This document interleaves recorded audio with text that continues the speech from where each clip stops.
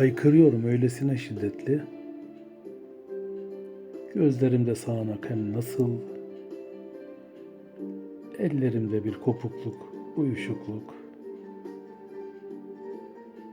Sanki benden ayrılmışlar gibi. Ayaklarım nereye gidiyorlar bilmiyorum. Şaşkın pusulasız. Gülmek mi? Acıyla artık her an. Uykularım haram oldu bilsen. Rüyalarımda dahi göremiyorum seni.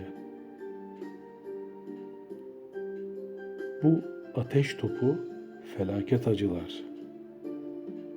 Sesini artık duyamayacak olmak, sana bir daha dokunamayacak olmak,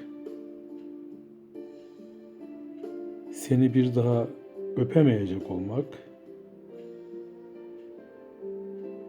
gülüşlerini bir daha seyredememek, hüzünlerimde omuzuma başını koyamaman,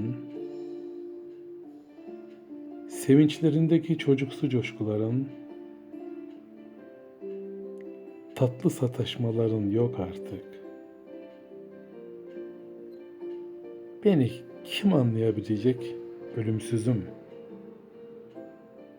Bir sen daha yok ki artık, gelemeyeceksin.